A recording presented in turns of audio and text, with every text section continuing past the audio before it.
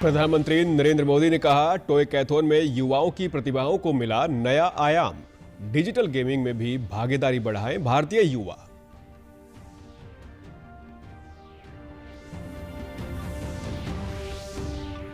Reuters institute की digital news report ने DD news और ऑल इंडिया रेडियो को बताया सबसे भरोसेमंद प्रसारक। सूचना एवं प्रसारण मंत्री प्रकाश जावड़ेकर ने भी की सराहना। प्रदेश में कोविड से जान गंवाने वाले कर्मचारियों के आश्रितों को पेंशन देगा कर्मचारी राज्य बीमा निगम।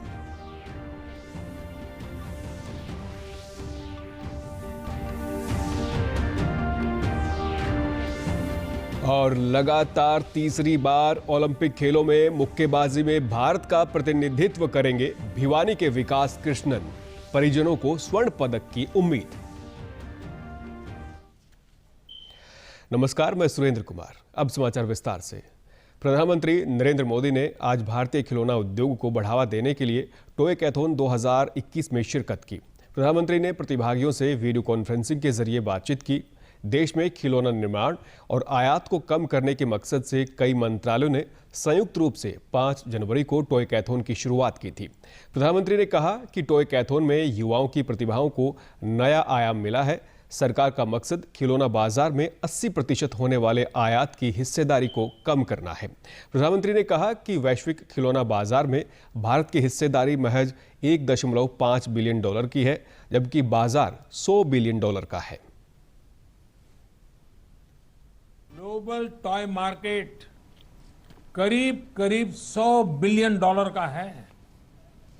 इसमें भारत की हिस्सेदारी सिर्फ $1.5 बिलियन के आसपास ही है, सिर्फ $1.5 बिलियन। आज हम अपनी आवश्यकता के भी लगभग 80% खिलौने विदेशों से आयात करते हैं, यानी इन पर देश का करोड़ों रुपये बाहर जा रहा है। इस स्थिति को बदलना बहुत जरूरी है। प्रधानमंत्री ने जोर देकर कहा कि वोकल फॉर लोकल पर ध्यान देना चाहिए। उन्होंने कहा कि भारतीय खिलौनों की परंपरा को वैश्विक मानकों के मुताबिक बनाने के लिए हर प्रकार से सहयोग दिया जाएगा। वोकल के लिए वोकल होना जरूरी है और उनको बेहतर बनाने के लिए, ग्लोबल मार्केट में कॉम्पिटिटिव बनाने के लिए हर स्तर पर प्रोत्साहन देंगे। इसके लिए इनोवेशन से लेकर फाइनेंसिंग तक नए मॉडल विकसित करना बहुत जरूरी है। हर नए आइडिया को इंक्यूबेट करना जरूरी है। नए स्टार्टअप्स को कैसे प्रमोट करें और खिलौनों की पारंपरिक कला को, कलाकारों को कैसे नई टेक्नोलॉजी, नई मार्केट डिमांड के अनुसार तैयार करें, यह भी आवश्यक है। प्रधानमंत्री ने कहा कि ऑनलाइन गेमिंग प्लेटफॉर्म पर मौजूद ज्यादातर गेम विदेशों के हैं। डिजिटल गेमिंग की दुनिया में भी भारतीय युवाओं की भागीदारी बढ़ानी चाहिए। से वैकल्पिक कॉन्सेप्ट डिजाइन हो जिसमें भारत का मूल चिंतन, जो संपूर्ण मानव कल्याण से जुड़ा हुआ हो, वो हो, तकनीकी रूप में सुपीरियर हो, फन भी हो, फिटनेस भी हो, दोनों को बढ़ावा मिलता रहे। और मैं ये भी स्पष्ट देख रहा हूं कि डिजिटल गेमिंग के लिए जरूरी कंटेंट और कॉम्पिटेंस हमारे यहां भरपूर है। प्रधानमंत्री नरेंद्र मोदी ने संत कबीरदास जी को उनकी जयंती पर नमन किया है। अपने ट्वीट संदेश में प्रधानमंत्री ने कहा कि उन्होंने न केवल सामाजिक कुरीतियों पर प्रहार किया, बल्कि दुनिया को मानवता और प्रेम का संदेश भी दिया। उनका दिखाया मार्ग हर पीढ़ी को भाईचारा और सद्भावना के साथ आगे बढ़ने के लिए प्रेरित करता रहेगा। प्रदेश के राज्यपाल सत्यदेव नारायण आर्य ने भी संत कबीरदास की जयंती पर प्रदेशवासियों को शुभकामनाएं देते हुए कहा कि संत कबीरदास का समभाव संदेश आज भी प्रासंगिक है। इसीलिए हम सबको कबीर की शिक्षाओं का अनुसरण कर समाज में एकता और समभाव का संदेश को फैलाना चाहिए। मुख्यमंत्री मनोहर लाल ने अपने ट्वीट संदेश में संत कबीरदास जी की जयंती पर प्रदेशवासियों को शुभकामनाएं देते हुए कहा कि महान कवि, विचारक और समाज सुधारक संत कबीरदास जी आजीवन समाज और लोगों के बीच व्याप्त आडंबरों पर कुठाराघात करते रहे। उनका जीवन, विचार और उनके आदर्श हम सभी को सदैव प्रेरित करते रहेंगे। दूरदर्शन न्यूज़ और ऑल इंडिया रेडियो ने एक नया रिकॉर्ड बनाया है।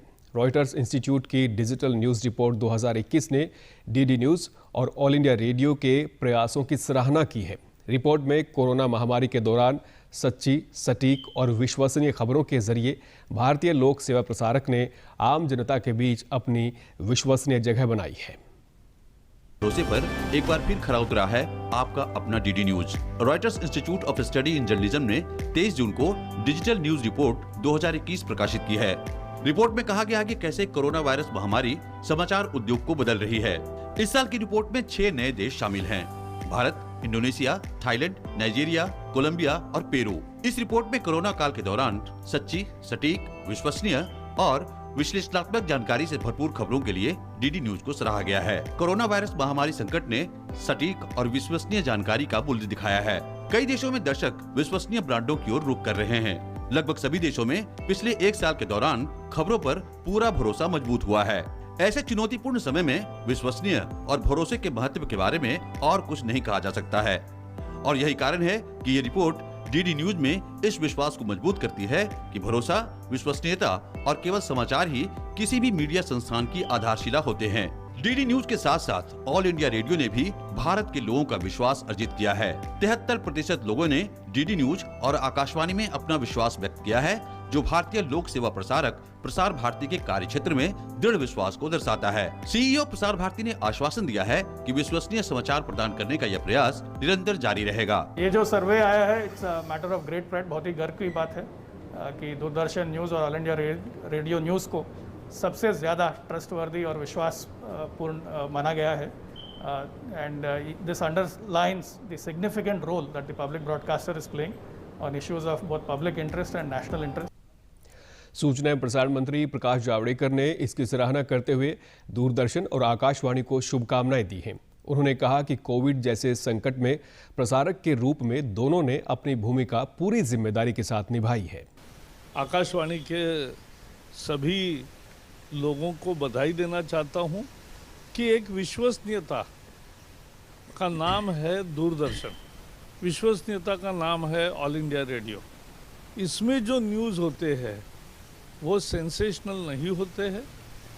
इसमें जो खबरें हैं वो बहुत भरोसेमंद होती है और इसलिए अनेक लोग केवल सही खबरें देखने के लिए दूरदर्शन और आकाशवाणी को सुनते हैं। राज्य सरकार द्वारा कर्मचारी राज्य बीमा निगम के तहत आने वाले और कोविड से जान गंवाने वाले कर्मचारियों के आश्रितों के लिए पेंशन योजना शुरू की गई है। इसके तहत मृतकों के आश्रित निगम कार्यालय में संपर्क कर 1 सप्ताह के भीतर पेंशन पा सकेंगे। फरीदाबाद में निगम के क्षेत्रीय निदेशक ने बताया कि कोविड-19 से हुई मौत के मामलों में निगम ने ये योजना शुरू की है। अगर किसी कर्मचारी की तनख्वाह 20,000 थी तो उसके आश्रितों को उस तनख्वाह का 90% यानी 18,000 रुपये प्रति माह दिया जाएगा। लगभग जो लास्ट सैलरी वो ड्रा कर रहा था उसका 90% दिया जाएगा। जैसे मैं एक उदाहरण के रूप में कहूं कि अगर वो 20,000 रुपये ड्रा कर रहा था तो 18,000 रुपये उसको मदद के रूप में मिलेगा और उसके आश्रित परिवार में वो हमारा डिपेंडेंट बेनिफिट का जो रेशियो है उसके आधार पे उसको जो है दे दिया जाएगा। और ये हम किसी भी तरीके से कैश पेमेंट नहीं कर रहे हैं बल्कि उसके अकाउंट में डायरेक्ट रेमिट किया जा रहा है।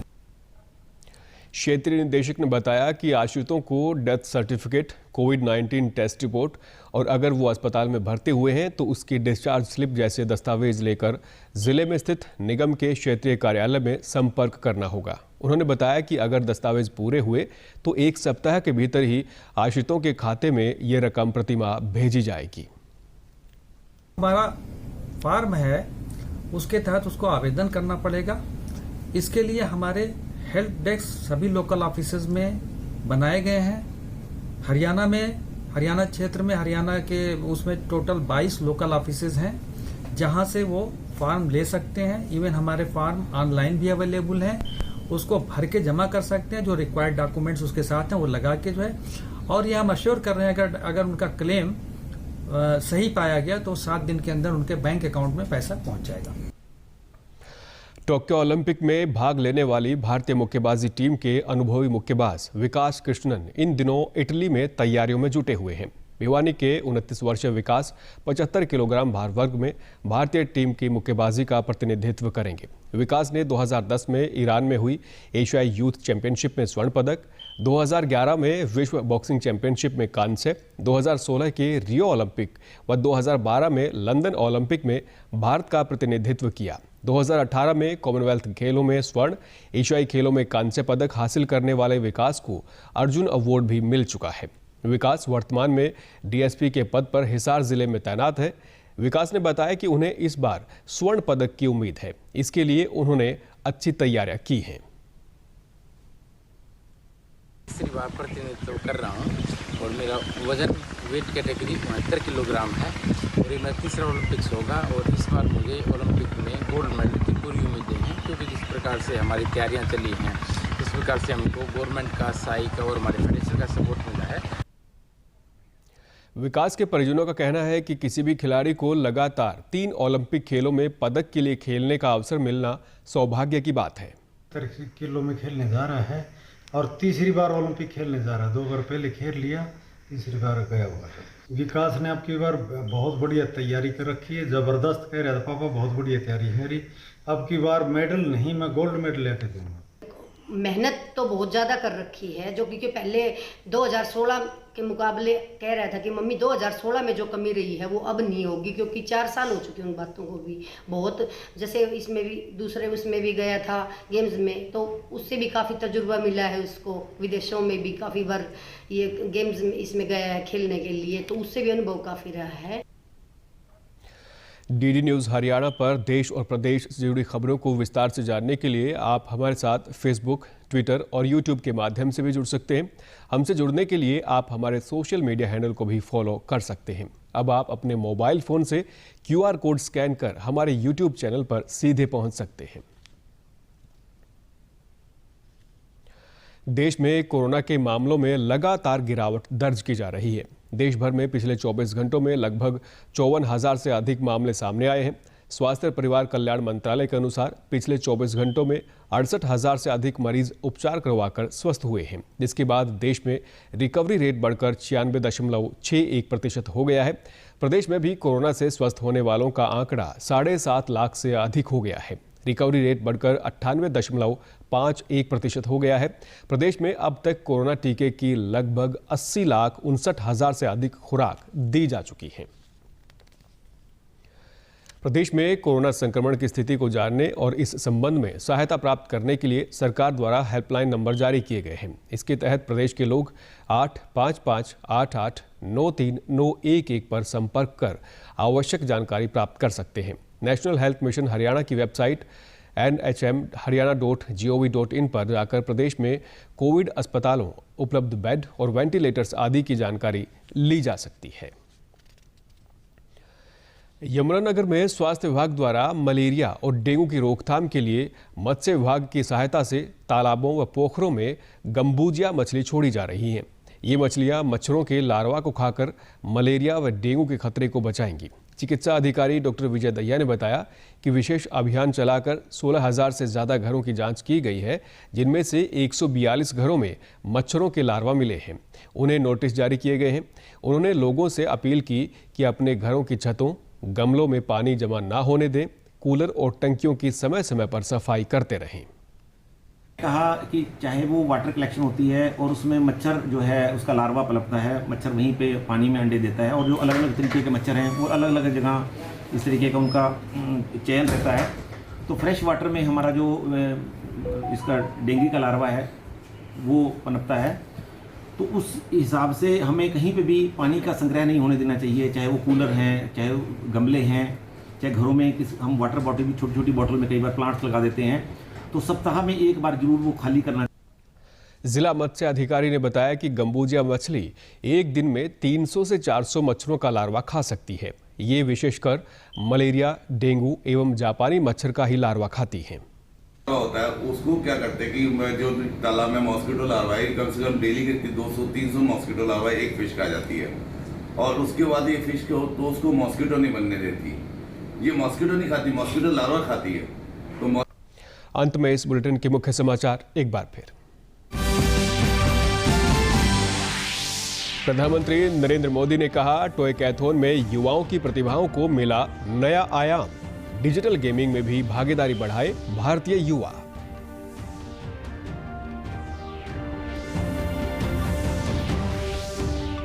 रॉयटर इंस्टीट्यूट की डिजिटल न्यूज रिपोर्ट ने डीडी न्यूज और ऑल इंडिया रेडियो को बताया सबसे भरोसेमंद प्रसारक। सूचना प्रसारण मंत्री प्रकाश जावड़ेकर ने भी की सराहना।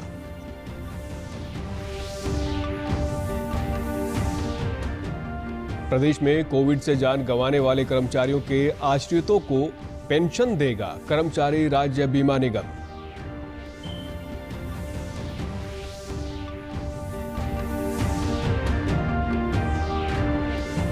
और लगातार तीसरी बार ओलंपिक खेलों में मुक्केबाजी में भारत का प्रतिनिधित्व करेंगे भिवानी के विकास कृष्णन।